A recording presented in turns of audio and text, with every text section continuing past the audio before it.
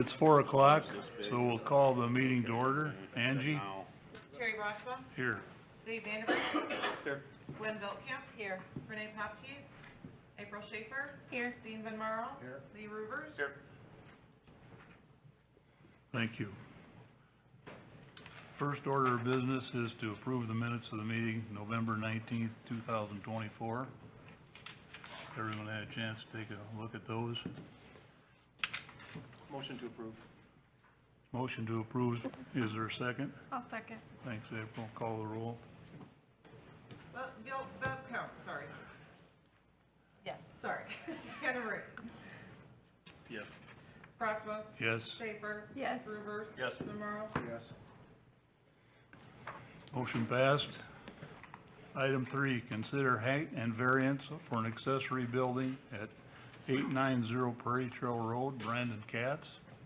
Before we start with Brandon addressing the group, he has come up with a letter here for us to consider. But I want to remind the board that not only do we consider the request from the existing person, who may have nothing but great ideas and intentions for the building, but the code's written for things down the road. And when you have detached buildings in residential areas, you end up with 20 years down the road, people change, things change, and detached buildings like to be sold, or they like to be occupied and not be attached to that lot in the future. And that's nothing but trouble for the city, for the emergency management people, and a number of other issues, neighbors included. So in spite of the fact that, you know, we've got a good proposal, I think, for something that would look nice in the neighborhood, we have to remember that there's a reason that codes were written. So Brandon, you want to step up to the podium and discuss your project?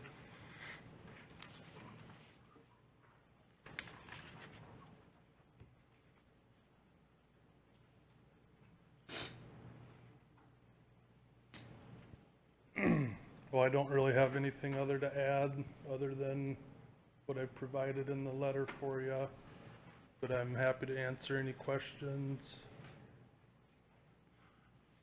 I got a question for you, Brandon. If I were going to put $1 million plus in a lot, I would want to make sure that my neighbors were fairly happy with what was the end result. There's an option for you to attach that unit to your house and not be in violation of any of the codes. I would think that that would be a consideration that you would take, you know, fairly seriously, rather than ask for an exception and have a detached building. Can you answer my question? I agree. So would you, go ahead and attach it then, or what are you saying? I really wasn't aware of the option to attach it when I filed for the variance, and since I had done that, I wanted to come and make my case, go ahead with the process, and make a decision based on your vote today. Looking at your proposal from a perspective of personal, approach to it, I would say you bought an acre lot in Sheldon, Iowa, and you're proposing a tremendously nice house. I would prefer to say we can go along with everything on that. But my personal opinion is that we've got these regulations written for a reason. And I've encountered all kinds of these issues in my 25 or 30 years, wherever the hell I've been here. And none of them ever come out perfect. But the last one we did was the Campster property on 11th Street. And he had a self-standing building with a house that was taken down, and then proposed to sell that building separately. And we declined it and he had to sell it to someone that put a house up on that lot. So consistency is important when you're on a board like this. So, you know, I'm saying I like your proposal if it's an attached property. Sure, Is I what I'm saying. appreciate that. Any other comments by the board? Questions for Brandon? Yeah, just a couple of things, Brandon, if maybe first of all, if you wouldn't mind, since we just received this, would you mind just briefly, you don't have to read the whole thing, but would you mind hitting the highlights of it? And while you're gathering your thoughts, I would just like to mention that, you know, your property is subject to the subdivision rules, so it's been subdivided once already, so if it were to be subdivided, or a couple of times already in the last number of years since the subdivision code went into place.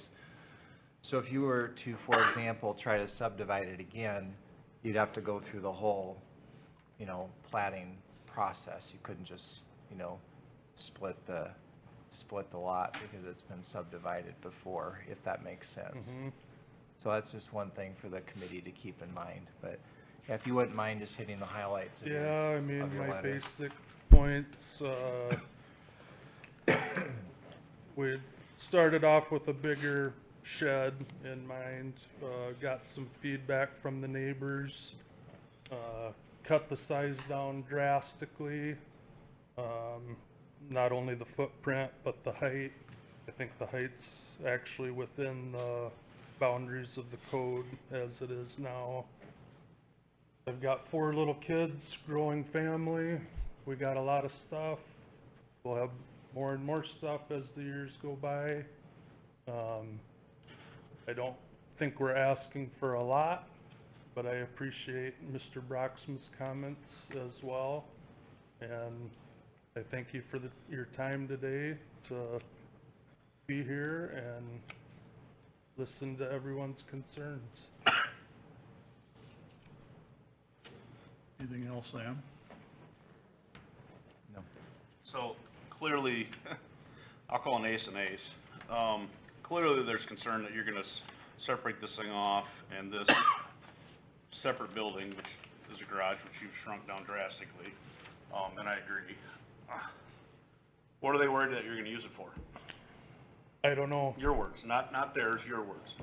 What is everybody, your neighbors, what are people worried that you're going to use it for? I believe there was one neighbor that expressed some concern that it could potentially be used in the future for commercial purposes. What commercial? Perhaps I have rental properties, maybe something with that. Okay. All of my rental equipment is stored right here at the old post office building. So, yeah, this building would be for my family's use. Okay. Are the people that are against it, does anybody want to speak up in the meeting and say what they're against it for, other than the letters that you wrote? Now's the time to speak. Brandon, are you proposing you're gonna have a meeting on That has not been proposed yet. Okay. That I understand would be an option, if we were to attach it somehow. You could do that with like a breezeway. But right now, the house and the shed are about 40 feet apart. Well, I don't want a 40-foot breezeway. So depending on how the meeting here goes today, I'll take a look at options. I'm thinking you tie your house, breezeway, and shed all together.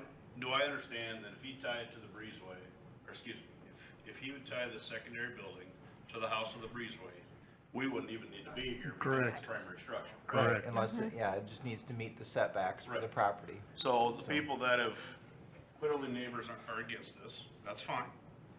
But the neighbors then need to understand, if we say, nope, you don't get it, right? We say no variance. He can draw up a new plan, tie the accessory building to his house, and there ain't anything anybody can say if it all meets code. Everybody understand that? That doesn't want it? Okay, so the reason I'm saying is he's got other options available and that building could still be there. So I just wondered, right? Clear as mud, clear as clear. I understand that completely. Okay, all right.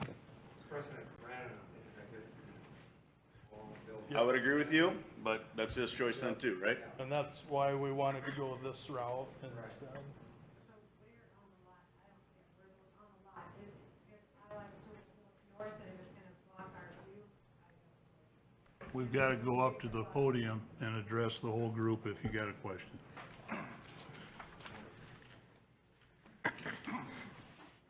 Does somebody have a, I just don't understand where on the lot the building will be.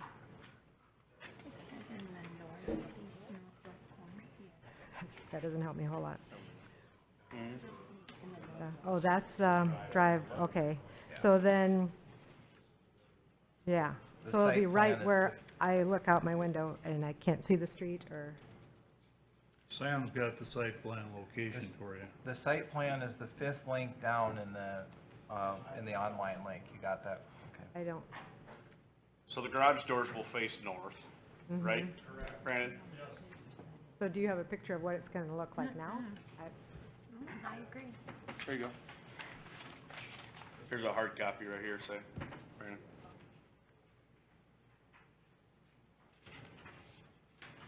So if you're looking at that garage, you're standing on Prairie Trail. Prairie Trail. Yep, yep. And our house is right back here, so, Back here to the right of the picture is what you're saying? yeah, so I won't be able to really, it'll block the view from that. It'll block your view to the North. northeast.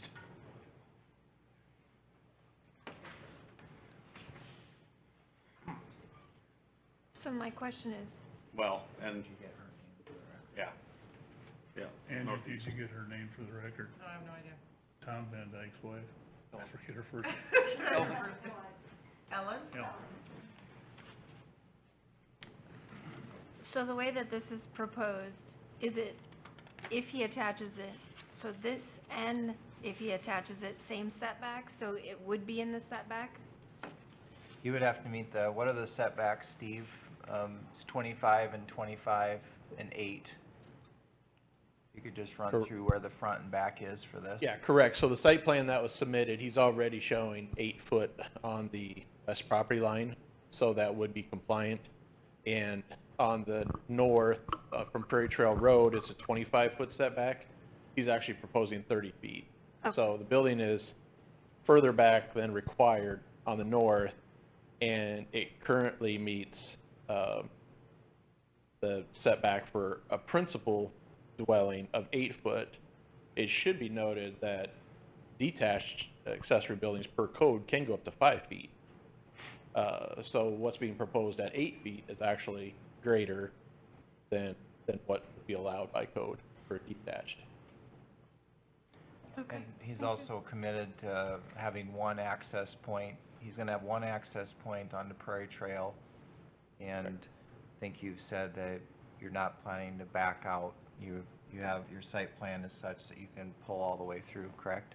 There was some concern about backing out onto Prairie Trail Road because the bike path crosses there.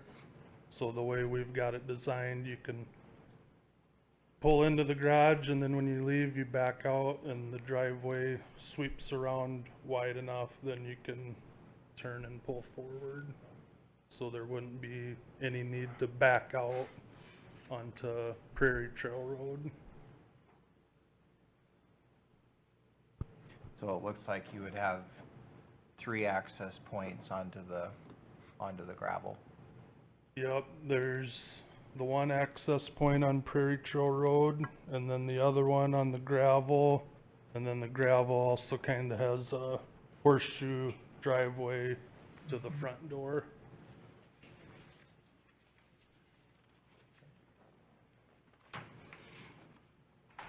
Any other questions for Brendan? Comments from anybody? Brad? Brad Sutenhorst? I guess my question would be, he's saying that he's gonna use it for family, that's great. Family grow up, and they leave. And so, like you were talking about earlier, 10, 15 years down the road, it becomes more of a commercial, instead of renting this stuff over here, you move it in there. Now at that point, the city can't do anything, neighbors can't do anything. That's a concern I guess I have, is that if we're gonna do something to prevent that from happening, we need to do it now. So I guess that's my question. And I'm not saying that he's lying, I'm just saying that things change over time. And then when it changes, now we can't do anything about it. You can't go in there at that point and say, you gotta take it out of there, you gotta, so I guess that's my concern, is we really don't know down the road, so I think we need to deal with it now and do it the right way. That's my, Thanks, Red. Hey, you go first, and I was gonna run an idea by you. Okay, so just as a point of clarification for the board members, this property is zoned RS, single-family residential. There are specified uses which are permitted within this district, and commercial is not allowed within this district. So, even if the property was, definitely if the property was split, and that building becomes a principal use building on that lot, there's no way that a use would be allowed for commercial use. It's just not permitted in the district at all. It's not an option. You can't apply for a variance. It's just not an option. So, the only other comment I would say is, are there other properties in Sheldon that have a home occupation? Yes. There are home occupation rules and requirements written into the ordinance, and they're very stringent. They're intended to protect the integrity of a residential property, even as a home occupation. You can have no outdoor indication that you're doing a home occupation. You can't, hey, you have very limited signage, like 2 square feet. You have to have all other appearances of a residential use on that property. Can't have increased traffic. There's several stipulations for home occupation. But every conversation I've had with Brandon, it's just been indicated that the proposed use is for accessory, garage, and personal storage. Hi, Mike. Okay. So, I know it's kind of awkward to do this at the meeting, but I wanted to run three, because the board has the ability to approve items with stipulations. So I wanted to run 3 stipulations by you, just listening to the conversation here. So if the board would potentially approve this with 3 stipulations, one is pull out parking only. I mean, you can't back up, so you got to pull through only. So no backing onto Prairie Trail Road. That's number 1. Number 2, the property owner, and this would attach to the property, would agree not to apply for a subdivision or a lot split, ever. So let me get to the number 3, and then Okay. and then the third would be agree in the minutes of the meeting that as a stipulation voted on by the board, personal storage only and not business use. So those three stipulations, which would be in the minutes if approved by the board, and if the applicant agrees to those 3 stipulations, what do you think is our zoning guru of that idea for stipulations? I'm just reading the room here. Yeah, absolutely. I think it's entirely up to the board, and I think there's a lot of validity to that. I think 1 and 3 are definitely appropriate. 2, if the board wants to go that route, that's fine. My only question with that is if the landowner, whether present or future landowner, ever wanted to split the property, it's still zoned residential, so it can only be used for residential purposes. It still can't, and that even increases the ability of not being able to use anything for commercial purposes if it was ever split, because now if you split it and there's a building on the property, that becomes a principal use property, and by the zoning code, principal use absolutely has to be residential. Well, the reason I bring that up, Steve, is because you and I have been having internal discussions that has nothing to do with this one about houses. Correct. Right? And so, Correct. so let's 15 years down the road, maybe 5 or 10, You have the dwelling standards have changed and houses don't look like what houses look like now. And Right. you have someone that would want to come along and, you know, and say, well, let's turn that into a house. Right. And you split it and you turn it into a house. So if Right. Brandon agrees to the stipulation that he's not going to ask for a lot split or a subdivision, Yep, it just takes it off the table. absolutely, I agree, So, I agree I'm 100% just- with that. I'm just, but, Yeah. so I don't know, did you understand those three that I threw out, and what was your opinion? One is, drive-through parking only, so no backing up. You would agree to not apply for a subdivision or lot, or seek a lot split. So you keep it all one lot, and that would attach to the property. And then the third would be, personal storage only, no business storage. Yeah, absolutely. Those three things.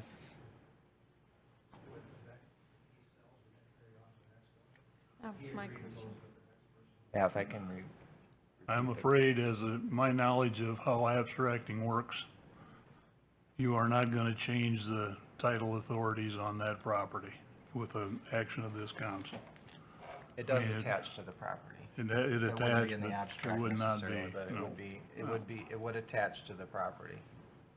But, So is a realtor going to know that, though, when they list that house and they sell it to somebody else unbeknownst? well, I've been on the board long enough to know that, experience tells me no. They don't follow through on that. The point, Sam makes a good point about trying to come up with a compromise. I don't have a problem with that. But we're dealing with a vacant lot that nothing's built on. It's all plans. There's plenty of opportunities to make this thing be in the code. My opinion is, and I'm going to say this, that I believe we should decline the exception because of the things I've said before. And Brandon, I like your project. I think it's got a good, you'll get it done. You may have to alter somewhat, but I think it's better for you to start out with being in code in that neighborhood than being outside of it.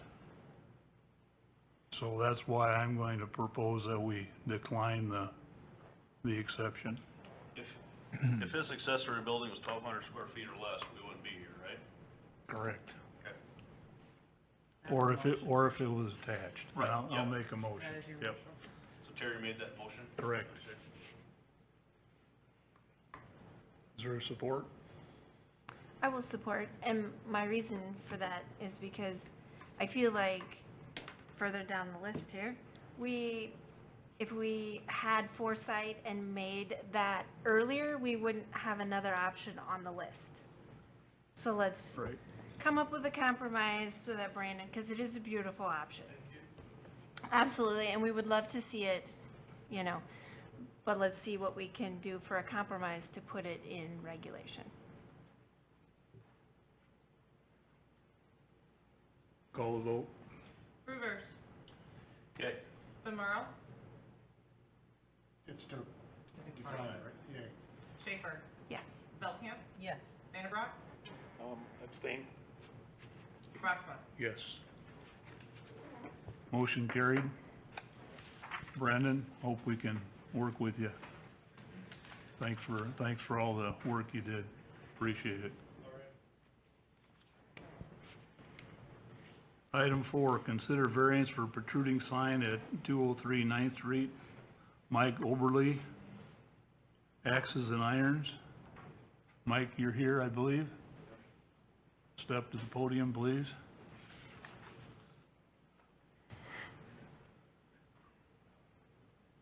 So basically, I'd like to use the existing pole that is protruding from the building and be able to attach the sign to that.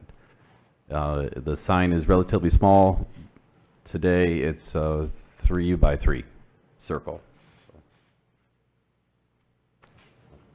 the front and the rear, right, Mike? Yeah, looking at the rear, I'm proposing that as well, because there is a pole there, but that one might be attached to the back. I'm just trying to have some options on the back part. I really don't want to put a ton of cash flow in the back one, so most of my energy is going to be on the front. So Are you telling me that the sign was hanging from that pole before? it was either hanging from that, or I would think so. It's right at the pole is right there. Yeah. Yeah, Dave, we took a look at it. There was signage there before There was. on both sides, Okay. both places. You know, it's almost, I talked to Sam about that almost being a grandfathered in situation, Yeah. but they felt like this was a better option to go with, you know, getting it approved prior to putting up a sign. The reason that some of these other code issues are there for height had to do with icicles.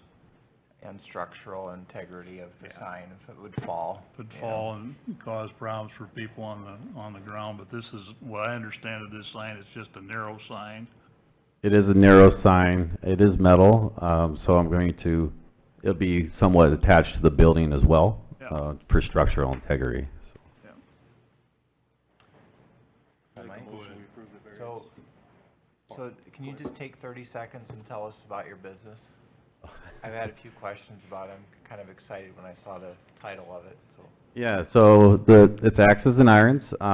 We're going to be throwing axes at targets. It's an in-grain target structure, so it's supposed to be able to stick in the wood a lot easier. We'll also have a golf simulator as well. We have insurance approved for 12 and older, so you can bring your kids, and we will have alcohol there, but at this moment we're just going to serve the beer, mostly because I don't want a lot of drunk people. So.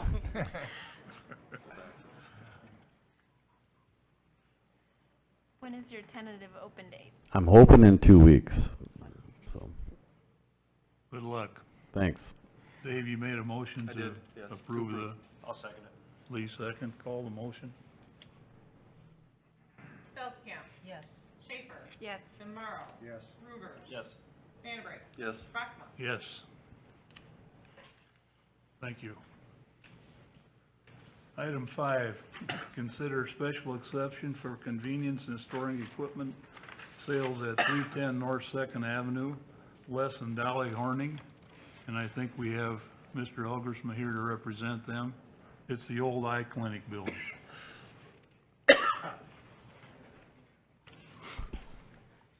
Go ahead. Corey's I gonna... got you. Okay. It's Corey. Corey. EY. Got it. Angie. Yeah, so Les and Dolly are living in Nebraska. Les has about 4 or 5 different sites for his business there. He's transitioning somewhat to his son.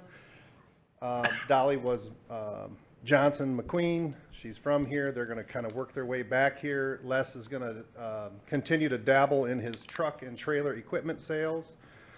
If you want to know more about that, we can look online, or I can explain it a little bit. But looking for a building to do some personal storage, but then also have a display lot and area to park trucks and trailers that he'll be peddling for his business.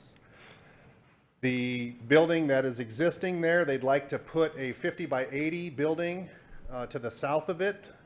We have done some pretty good research with surveyors and other authorities on whether or not we fit without a variance, and we do fit without a variance, the extension of that building. Mid-American and pretty much everybody has approved it. I did call one call today, and they're coming out just to be sure that there's not something in that lot that we didn't know about. Some of them have already been there today, and it's all clear so far. They will steel that existing building, so it'll look like a brand new building. So the new building will look great, or the new building will be new, and the old building will look new. It'll have new skin on it, so that'll look really nice as well. The reason I think we're here is partially because we applied for a zoning permit, which is the new building, but also the accessory use, which is the personal storage, it's gonna be a business. I mean, he's gonna run his business out of there, but he's gonna park a camper or a boat or a trailer or something that's not related to the business there, and he just wanted to be honest about it. And I think that's what brought us before you, because we're not really seeking a variance of any type. Height, width, setbacks, all of that has been approved by the fellas over here, and we've, I apologize for the drawings and stuff that you have, because to make this meeting today, I had to have it to the authorities by the next day, and so you got my handiwork, and I'm not a artist, so, any questions? So will the new building be attached to the old building? By a breezeway. By a breeze? Yep, he wanted to attach it, to put like forklift traffic through there. But where it makes sense to do that, there's 2 bathrooms that he's not willing to give up. There's 3 bathrooms in that building, and 2 of them are right where we would put where it made sense to put a forklift traffic alleyway, and that's not gonna work. So it'll be a smaller walkway breezeway, that'll be covered, enclosed. One thing I did see, you're proposing to widen the driveway. Yeah, Make sure you get that approved. yep, we have a process set up for that. That sounds like that will be pretty slick. It'll be all at the expense of the buyer, but he might widen that driveway, so then he would have to put in extend the tile that would be approved by our authority here, and the whole project would be, but entirely at the buyer's expense, and we're aware of that. And the process would have to be approved by these guys, so we're good. Any other questions? Everybody understands the request? Will there be equipment, Corey, parked outside for sale? There wouldn't be a lot of it, probably. Yeah, like, so he will convert, like box trucks to hook trucks, or pickup trucks to flatbed pickup trucks with some sort of crane or winch or something on that, just different things like that. Dump trailers, car trailers, that's what they do, is pedal and accessorize trucks and trailers. Won't be any type of manufacturing or anything like that. It'll really just be sales. So, just so I'm clear, what's the exception? Sam, you explain it, it's use. Yeah, it's a use exception, or special exception for convenience storage and equipment sales. Okay. So, And it's supposed to be what? Steve, why don't you help me out? Yeah, absolutely. So, this case is not a variance at all. There's no issues with the proposed building. Right. So everything's compliant, height, setbacks, all that stuff.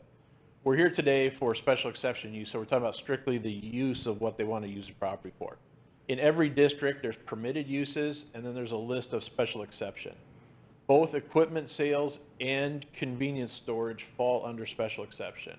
So all that really indicates is it has to come before you guys as a board.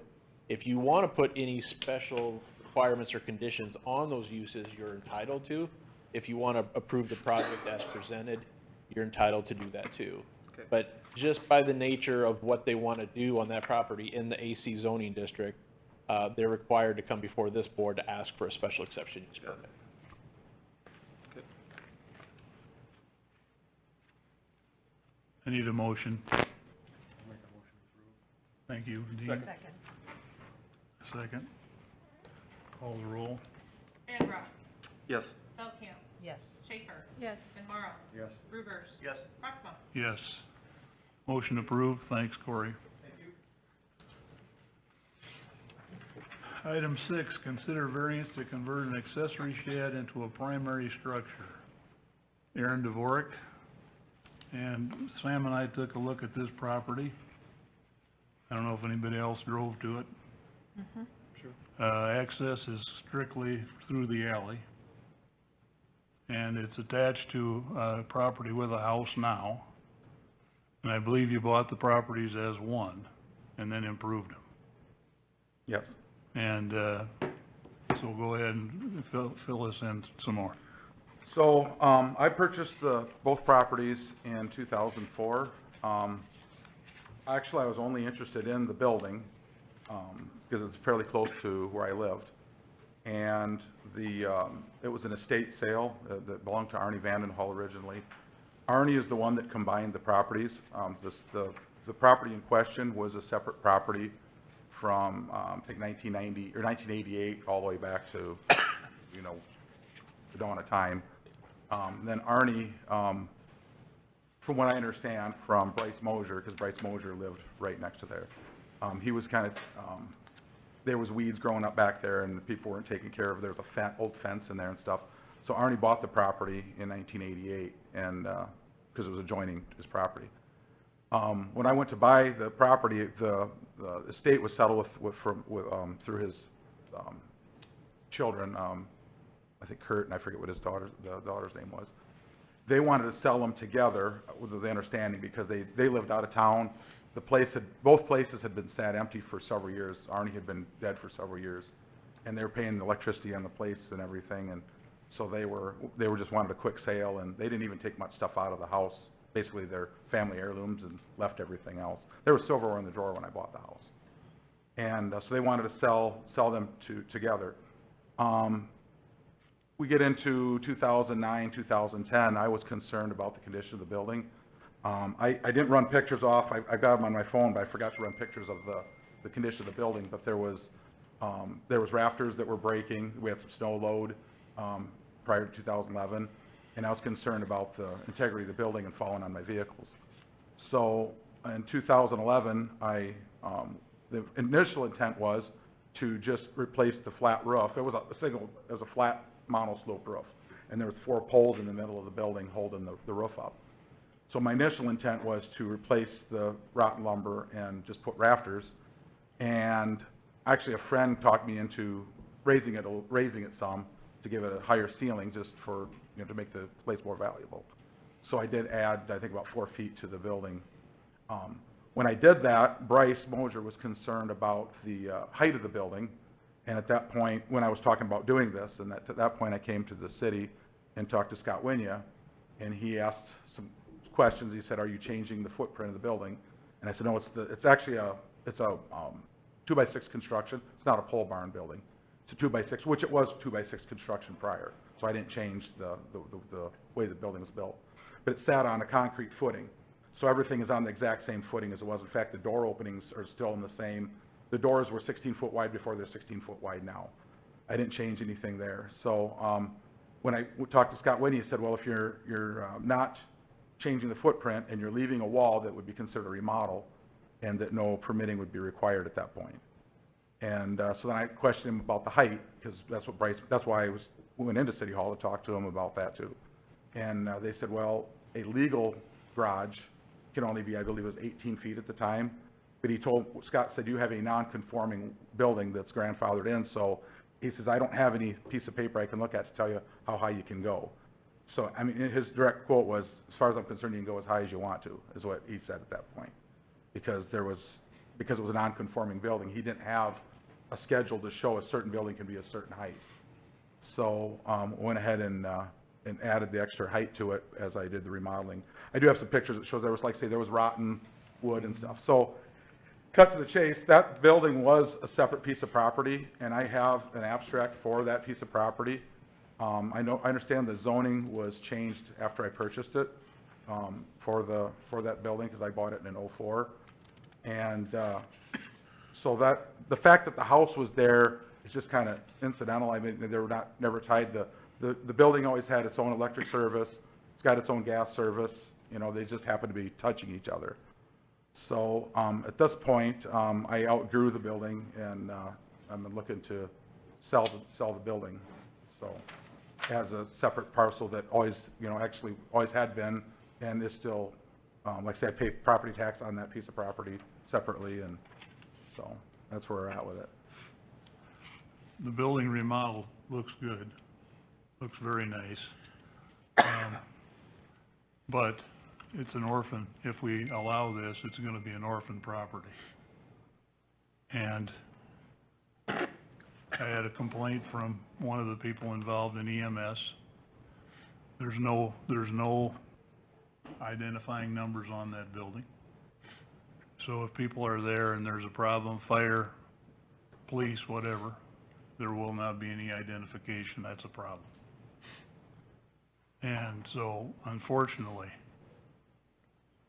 I'm going to propose that we decline this request. I'm gonna make a motion to that extent.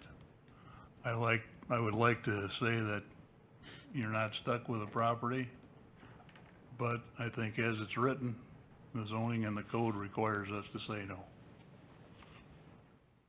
I'm proposing that as a motion. I need a support unless there's other questions for him. So if it was considered grandfathered and non-conforming, and he was allowed to remodel it, April, just as an aside, we did check with Weenia. okay. He recalls no such conversation. Well, So we could Been a not, long time, we too. could Okay. not, we could not verify one way or the other. He just said he doesn't recall it. And there's no documentation. can I ask a question? Was there any documentation that the city took any action because I did something without permission? Not that I'm aware of. So if I Can't did find something, because like say the county assessor took those pictures as I was building everything, if I was doing something illegal, I would have thought I would have been notified at that point. I might.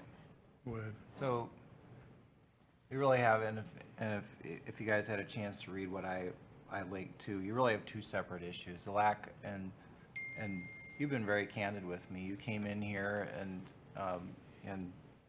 said what you wanted to do. I mean, you probably could have just sold it, and then we would be, dealing with the aftermath, but you've lived here for a long time and you want to do the rules. So I don't think you're trying to pull a fast one at all. There's just two separate issues here. One is the permit, which, forget about the permit, push that off to the side, because at this point, it doesn't, It's a moot point. it doesn't really matter. It was originally an accessory building. It's considered an accessory structure and is built right on the lot lines. And the lot lines, the distance for an accessory structure are 5 feet and 5 feet from the lot lines, and you have to be 15 feet from the alley. Well, you got that one covered. But if you sell it as a separate lot, then it becomes a standalone primary structure, and it doesn't meet the setbacks. So what the board is doing is they're creating a non-conforming use, and it's something that the board is allowed to do. It just puts the zoning administrator, yours truly, in a difficult situation, because I did an enforcement a few years ago with the backing of the board on 11th Street where you had an orphan shed, and I told the property owner, you need to put a house back on it. You can't.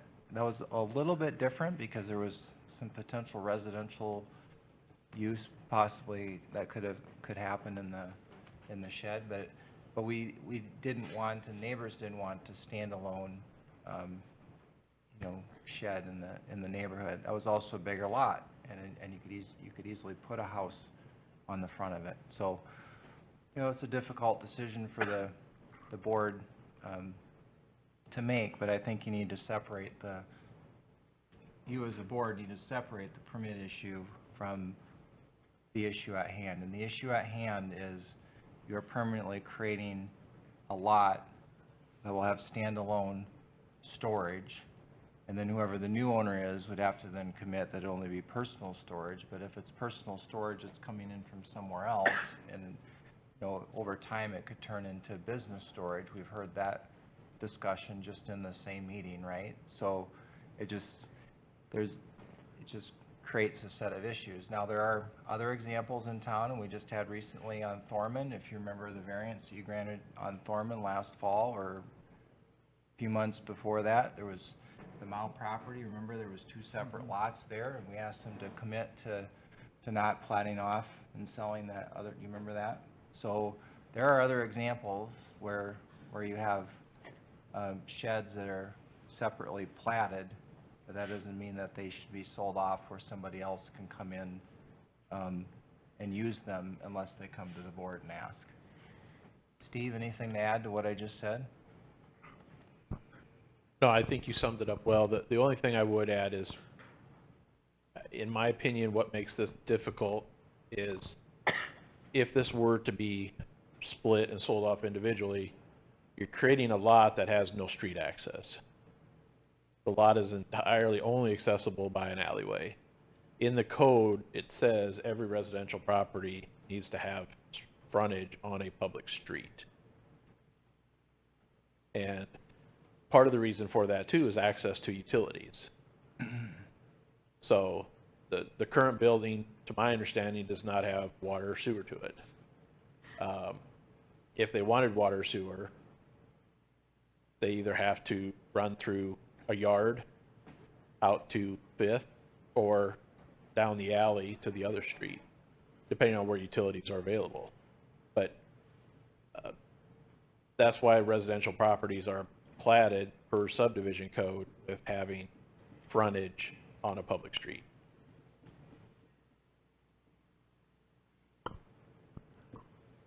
My motion's still out there. I'll second your motion. Made and seconded, call the roll. Crossman, Yes. Rivers, Yes. Vandenbroek, Yes. Venmaro, Yes. Schaefer, Abstain. Stellkamp, Yes. I'm sorry to have to do this for your, your property, but I'm afraid you'll have to pell them both together in order to make it work. To get utilities to the back of the building there, you'd probably have to go through your own lot anyway, if you're going to do that. So I'm afraid it's, unfortunate situation of ownership and things changed over time, but we have to deny it. How was that not grandfathered if the code was in 2010, I bought it in 2004, and the previous owner? We're not saying you have to change the building. We're No, just- I know, but it was, the only reason they're tied together is that was always a separate lot, and Arnie bought that as a separate in 2000, or 1988. Prior to that, for the history of time, it was a separate, it was always a separate piece of property. I pay taxes on two separate pieces of property. That's something for an attorney to talk about. That's not my position. Okay, well, thank you for your time. But Thank you, Aaron. item 7, consider size variance for LED digital billboard for off-premises advertising at 2607 Park Street, Stover Dog House, Eric Schaefer. And I believe we got someone other than Eric here today. Or is this Eric? Oh, I'm Eric, Okay, Eric Vanderscaff. okay.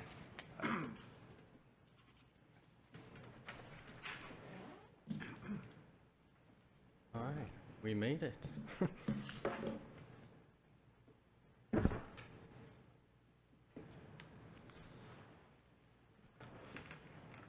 What would you like to start with?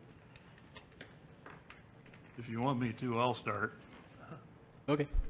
The sign code in Sheldon is pretty standard. It says it can be 100 square feet, is that correct? Your proposal's 144 square feet. You've altered the request once to make the signage be 30 degrees rather than 32 degrees angles, is that correct? Yeah. I think if you have 100 square feet, that's plenty. And I see no reason to grant 144, unless you convince me otherwise, and it's gonna be tough. Okay. Well, we've talked about the sign we already have in town, which is an 8x8 sign. We're proposing a 12x12 sign. The 8x8 sign is about 55 feet from the road, and I drove by it today, and that was the third sign that our company put up that's a billboard. So we were learning at that point. It's too small. You know, people are putting job openings, events, they're putting their website, they're putting job titles, they're putting their logo, and the information that is important on the sign, and an 8 by 8 sign from 55 feet away is a little hard to read. In this case, there is another lot between ours and the highway. It's narrow, but there is another lot, and there's also the 50-foot setback, which in 2019 we asked for the 50-foot setback to be removed in that case. But in this case, we're going with the 50-foot setback, so now it's still 90 feet away from the road, so it's just gonna be, it's really hard to read. And our goal is to help businesses and organizations communicate. We just want it to be easy to read, you know? I'm gonna remind you that the 8 by 8 sign, you had an exception granted also. Right. And that was because of the highway frontage was, you know, the highway, or the DOT has the authority right up to the curb almost. Sure. So we had to grant it so that you could get it where you wanted it. We did grant that. But I see no reason to have huge signs all over the place. I don't know why 100 square feet isn't enough. And if you've got other locations you can put that sign, you gotta look at it. Any questions for Eric? There was a sign proposed over there by Dave's Auto Wash that we did not give. And at that time, the Planning and Zoning Committee was gonna be looking at the signage approval. They have or have not yet done that. Yeah, can I answer it? Go ahead. It's, thanks for the question, Lee. It's really not a have or have not. What happened there is the Planning and Zoning Commission did discuss it. We talked about it in council visioning last fall. The council chose to not pick up a redo of the sign code, but they did establish an interest in a beautification of corridors. And billboards was part of that discussion. So it was addressed in that sense. Clearly, in 2013 or whenever the sign code was put into place, which isn't that long ago, I mean, you helped write it on the city's behalf, right, when you were with Northwest Iowa Planning and Development. The standard was clearly designed to keep large billboards out of the heart of the city, because that's why you had the 100 square foot rule. In this particular case, you would have really 288 square feet of sign, because when you're reducing the angle, then there's some leeway built into the code, but that leeway was already built in our opinion, to reduce the need to come back and have a variance. And indeed, the variance in 2019 for decoy was for setback only and not for sign size. So there are some tweaks that could be made to the sign code, but this particular part of the sign code isn't seen by the city council, at least in my opinion, as broken. Did I answer your question? Yep. And I personally, clearly, I don't want a distraction out there for every old lady that goes to Fairway, because there's a stop sign there with a speed of 45, and we all know it's faster than that. So I don't like it. There's my 2 cents. There is a DOT study that is about 66 pages long that discusses how it is not a distraction. And I will tell you, DOT people that do this study are sitting their keister in Des Moines, and they're not sitting on that road right there, and they're not the ones going to the accidents and picking old ladies off the street and dead kids out of cars. So I get your 2 cents, man. I totally get it. Yep. I disagree with the DOT. They tell us that the light at Washington Avenue is, oh, that's totally, or you have a loaded pot and try to stop sometime? Baloney. So. Okay. Eric, the city council felt the 100 square feet was adequate. It allows signage, and it doesn't allow inordinate distractions. So again, I'm going to make a motion that we deny the variance request. I will second that. Got a quick note here. I've looked at a variety of other signs in Sheldon, and there are many that are much larger than that. You've got McDonald's, Sinclair, Cenex, the City of Sheldon sign, CAT, and Sheldon Crossing, Ford, Dodge, they're all similar or larger than what we're proposing. And I'm ignoring that there are other billboards outside of town that are bigger, but when we're talking about billboards, we are proposing something that is half of the smallest industry standard. And compared to these other signs, it's not that big. Your signs are digital, flashing, and changing messages, correct? They're not animated or flashing. They're static for 8 seconds, and then they change to the next one. And the city of Sheldon sign, I believe that's outside the city limits. It's on the hill at the college. Okay, well, yeah. The city addressed the 100 square foot rule was corridor in the city limits of Sheldon. So your variables aren't necessary, your examples of signs you're giving aren't apple to apple. So I've seconded the motion. Is there anything else, anyone else have questions? Eric, anything else? I had a neighbor that had reached out and they wanted to remain anonymous, but they were not in favor of it.